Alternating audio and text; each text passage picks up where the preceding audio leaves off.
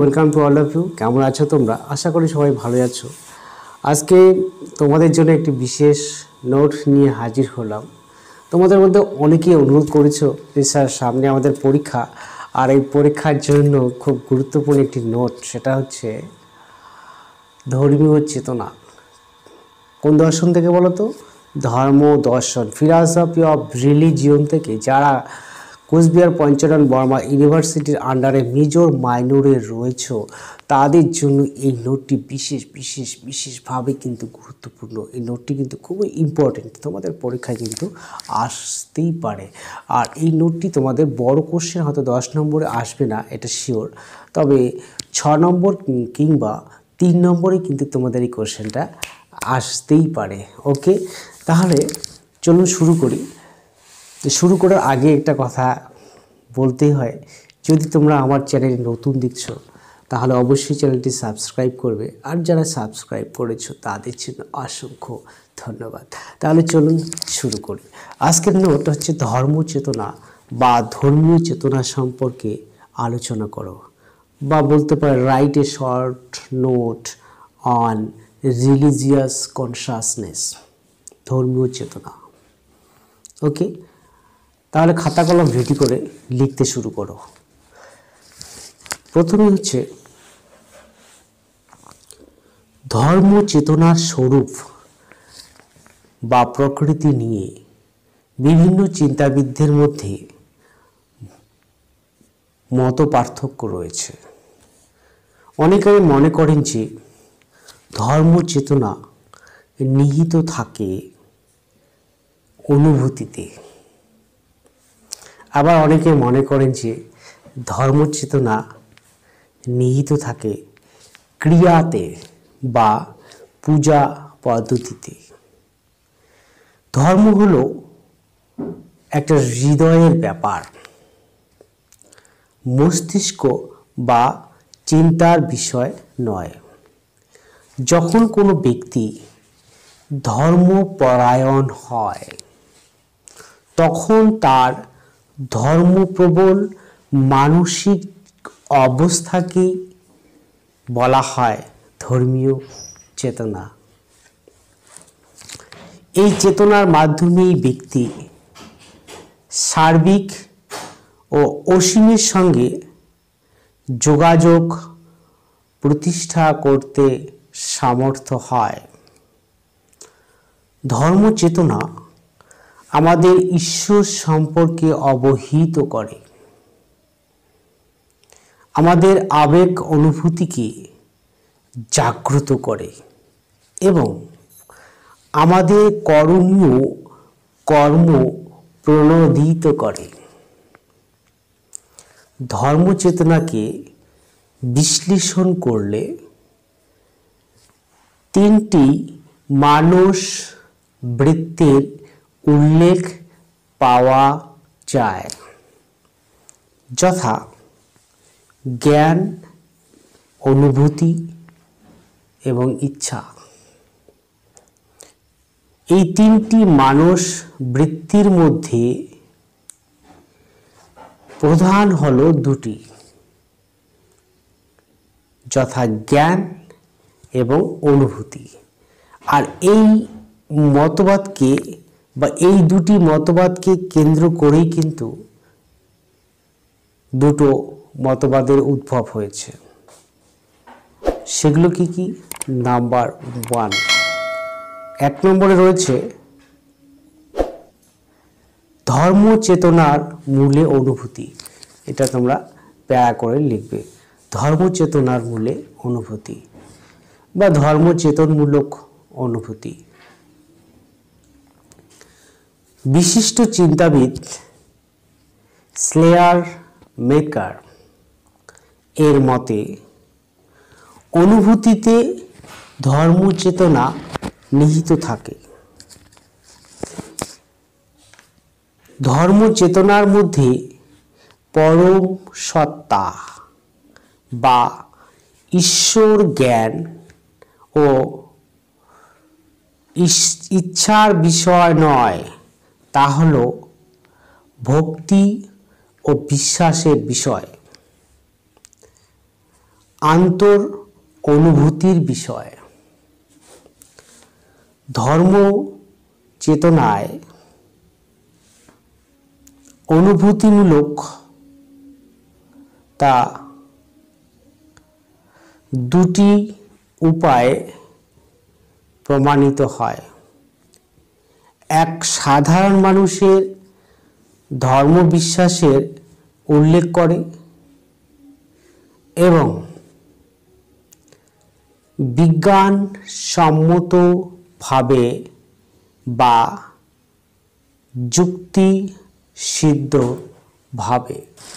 সাধারণ মানুষের বিশ্বাস অনুসারে জ্ঞান বা কর্ম ঈশ্বর ভক্তির পরিচায়ক নয়। উন্নত জ্ঞান বা কর্মের মাধ্যমে ধার্মিক ব্যক্তির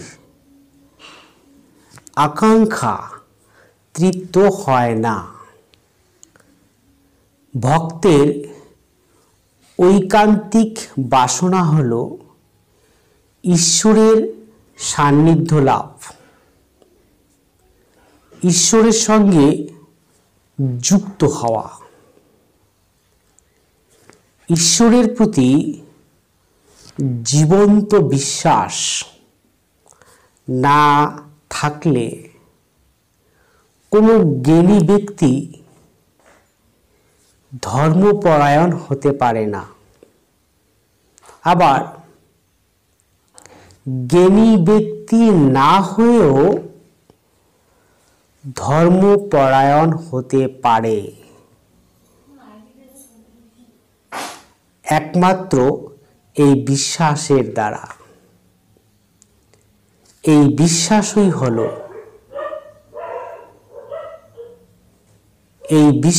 হলো অনুভূতিমূলক। তাই ধর্মচেতনার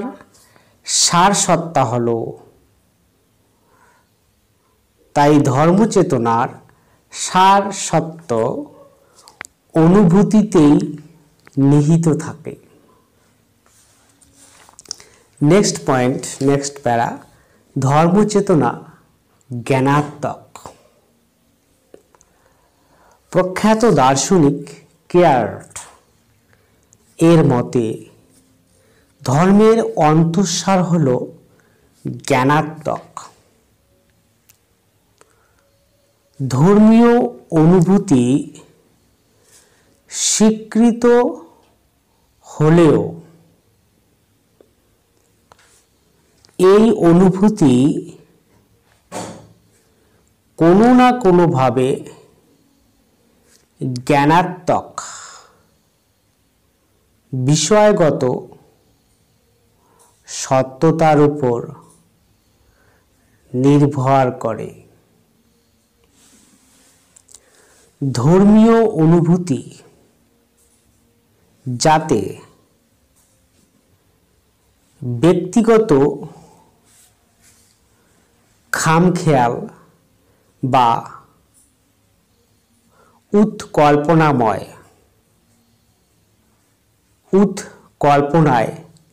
পরিণত না হয়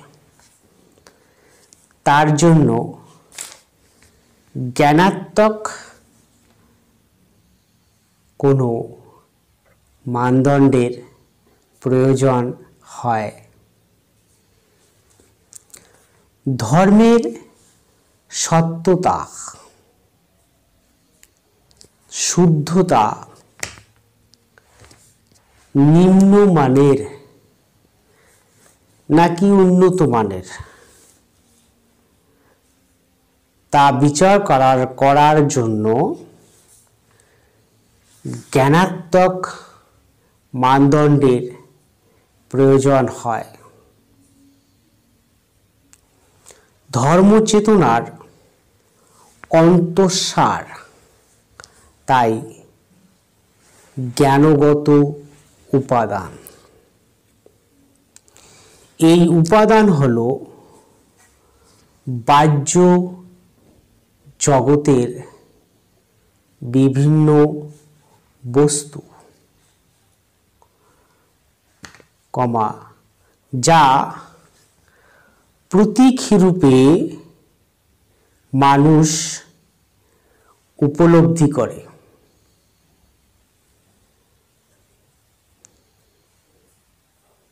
নেক্সট, সমালোচনা। ধর্মচেতনা সম্পর্কে উক্ত আলোচনাটি বা উক্ত মতবাদ দুটি সর্বজন গ্রাহ্য নয় বলে অনেকে মনে করেন। কারণ শুধু